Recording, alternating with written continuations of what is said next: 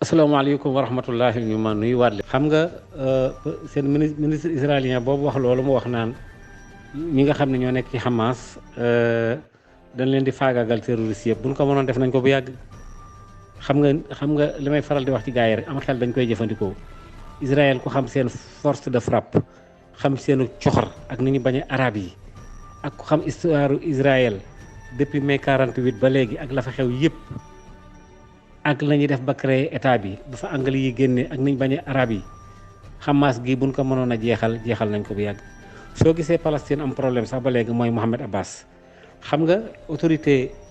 Palestine bi ñu duppee woon OLP mooy organisation pour la libération de Palestine bi OLP te fi mu toll nii Mohamed Abbas jiite ko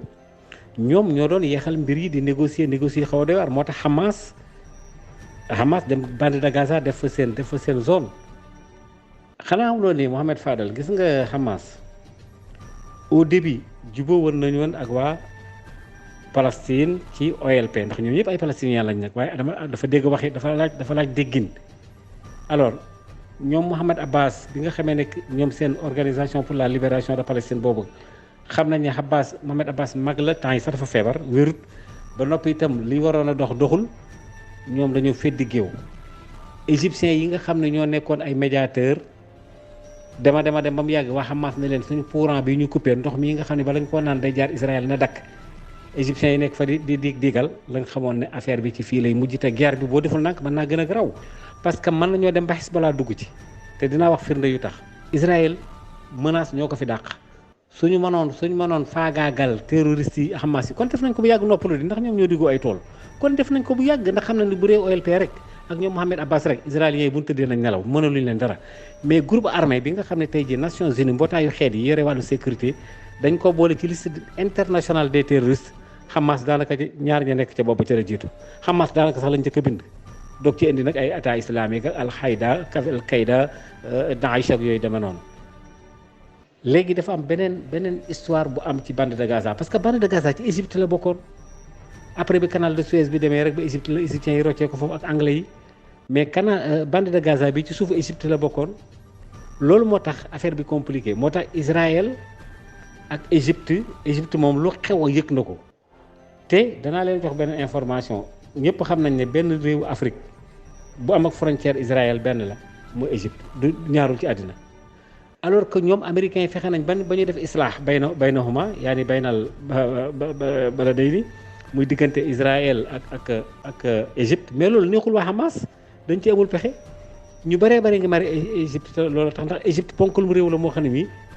mën nañu mëddaale biir Israël mais dañoo ñàkk fayda ci xam ne ba parce que américains yi ñoo leen jënd léegi nag déclaration boobu ministre bi wax ay naxey kese la parce que ñoom li ñuy ragal mooy guerre bi su déclenché wu ba déclenché la amoon 1967 dana ñëwaat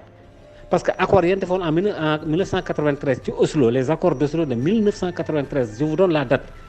Israël rek respecté wu ci dara Golan gii nga xam ne moo nekk ci diggante fii Hafez al-Assad nekk tewaay Syrie ak Israël lan moo tax Israël yi jékki-jékki rek di bombarder Syrie te Syrie defu leen dara parce que dañoo jàpp ne ay éléments iraniens ñoo fa nekk def seen entraînement ci seen kaw lañ jëm maanaam ndar képp gi ñu ndar képp géographiquement Israël dafa nekk ci position boo xam ne bi dem ci guerre sax arrangé wu ko parce que bu demee ci guerre bu ci libanais yi bokkee mooy waa Hezbollah ñu ne déete waay syriens yi ñëw bokk ci ak ndax parce que dafa am ay éléments iraniens yu nekk biir Syrie di ay combattants te loolu Israël xam na ko ba noppi tamit Iran nekk ci wet gi am bombe nucléaire na ñoom te ñoo jéem a def seen bopp parce que tàmbali nañ bombardé ñu ngi bombardé Hamas fi mu toll nii loolu rek lañ ci mën a génnee waaye buñ fi déclenché guerre comme ni ko Benyamin Netanyahu saay di sàcc la bon xam naa lu tax ma ne Benyamin Netanyahu sàcc la parce que dóorkat la waaw xam naa ay affaire am yëpp xam naa histoire am dañ ko fi bëggoon a jëlee et cetera am na doomam joo xam ji dealer la mais moom ci boppam benn Netanyahu moomu ci boppam naan dañuy déclaré naa leen guerre moo gën a xam li muy wax ndax buñ mënoon dara bi leen ngay attaqué duñ def retardu 7 heures de temps pour mën a dajaloo ñoom soldats si ak seen état major bi day wax rek